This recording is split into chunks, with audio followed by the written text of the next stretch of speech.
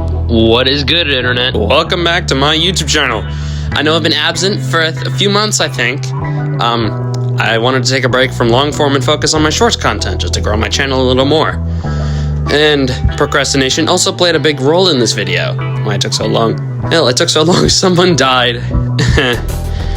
Anyway, today, you all read the title, you all saw the thumbnail. I'm going to be taking a list of 5 dinosaurs to be redesigning them to be big, scary, spiky, and have no lips, because lips are boring. So what on earth did he pick then? What 5 dinosaurs I picked, you may ask? Well, I picked Carnotaurus, Baryonyx, Torosaurus, Allosaurus, and Zhuchang Tyrannus. Gotta show my obscure dinosaurs some love too.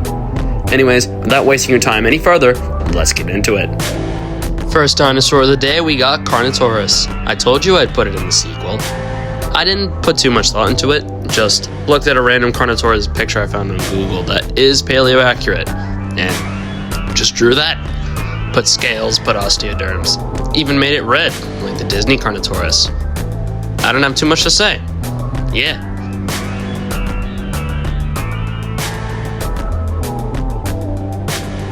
Allosaurus was a pain in the butt to draw as usual. I had to redraw this thing's foot maybe 3 times. This is the final drawing, but there's a whole nother one behind it that I didn't record because I didn't like it. Oh well, I'm not gonna dwell on it. I decided to base the colors off this one off Big Al. You know, everyone's favorite Allosaurus. It's not a one-to-one replica, it's just more reference, but you know, I think you see it once I add. There it is, there's the red. Here we have Torosaurus. Now, Torosaurus is one of my favorite ceratopsians, and it's criminally underrated. I think we need to see more of it. That's why I put it in this video over Triceratops again. As for the horns, nothing special. I just based them off elephant tusks, where they sometimes curl and warp over each other.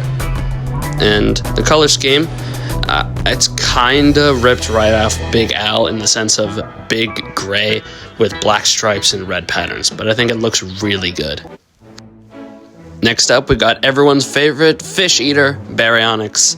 I always struggle with drawing Baryonyx. I always make the arms too small or the head too big. And I think, in hindsight, the arms are still a little small, but I can live with that. And in this case, I wanted to base it kind of off crocodiles. Not in the sense of making it a bipedal crocodile, but color-wise. You know, green. Overall, I'm really proud of this drawing. One of my better ones. Although, not as good as the Zhuchang coming up. But yeah, I hope you like it.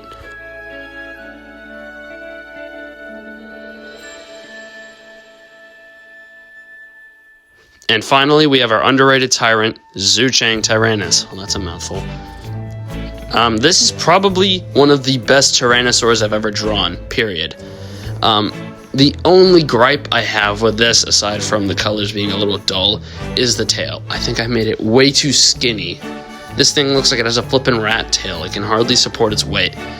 And the colors, I didn't think too much of it, just muted browns and grays. Now that we got the boring paleo accuracy out of the way, let's get into the movie monsters. I'm not gonna waste your time. Let's just get into it. For the next set of drawings, I'm going to be giving a rough outline in pencil and be doing the colors digitally. If you want to make movie monsters like me, what you gotta do is you gotta exaggerate every body feature to be as sharp and as angular and as edgy as possible. For this, I made the horns look like bovid horns. I shrink wrapped the skull. I gave the spikes like a neat row ornamentation. I made them sharper. I gave the stupid little arms claws that are kind of useless. I gave the tail a crocodile-like, what's that thing crocodiles have where their scales like make a fan? Yeah, that. I put it in a dynamic action pose instead of just a generic running pose. I even based the colors off the one Carnotaurus toy from Jurassic World that everyone knows. You know, I think they call him the Devil Carnotaurus.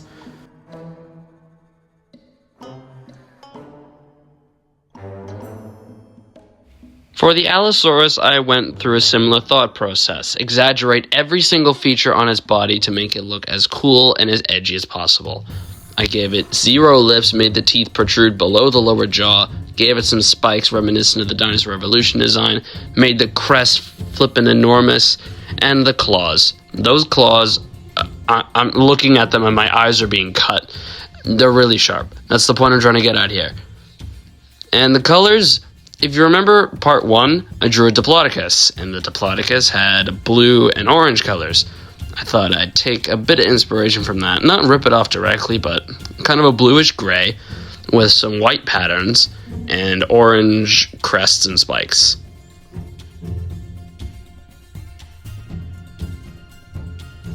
For Torosaurus, it was a bit of a struggle getting it into a good pose because the head was too big, or the limbs were too long, or the body was too short. I just argue with myself for like 20 minutes drawing this thing, but I went through the exact same process. I made the frill a bit taller, I made the horns longer, and I made the nasal horn not a little stupid nub. I gave tusks basically on the beak. I made the quills look like spikes.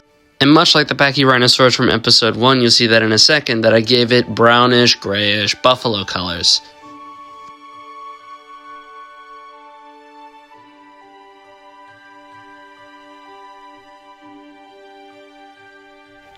As I mentioned before, the Baryonyx had the same issue. I made the head too big, I made the body too short, I made the arms too long, and the tail was too much, etc., etc.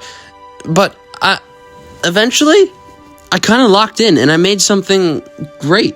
Like, this looks incredible. It's probably the best Spinosaurid I've drawn. Man, 2 for 2 with this. However, I still have a couple gripes with the pencil and ink work that I'll do in a second. I think the lower jaw is slightly too short, and it'll give it a huge upper bite. And the arms are a little too short for my liking. But it's still really good, and the digital work that you'll see right now, I fixed those issues. But with the lower jaw, I made the teeth bigger, and I gave it kind of like a lip, like what you see on bears and whatnot. But yeah, I just corrected my gripes with it, and even made the tail a lot more interesting by just ripping it off a crocodile and gluing it onto this thing. Overall, really happy with this. Probably one of my best drawings yet. As the heavily dramatic music might imply, Zhuchang Tyrannus, the Asian tyrant, finally makes his way into this series. I love this thing.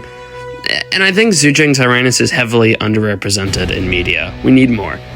That aside, the head of this thing I ripped directly off of Rexy from Jurassic Park. I made the arms pitifully small and gave him spikes and whatnot. Yet for the colors, you might hate me for this, I chose the Valley of the T-Rex colors. Now, not 100% ripoff, but heavy inspiration from that documentary. As much as it sucks as a documentary, I think the design of the T-Rex in that looks really cool, and I wanted to represent it somewhat here, and it's better than whatever had Jack Horner cooked up, for sure. Well, at long last, we've finally made it to the end. If you made it this far, thank you so much for watching. This video took me a lot of time and a lot of effort to make these drawings. This won't be the end. If the video does well, much like the first one, I'll make a part 2. What I should put in it? I don't know. Maybe I'll put Spinosaurus' new species, maybe I'll put another Ceratopsia, maybe Stegosaurus, who knows. But that's for another day.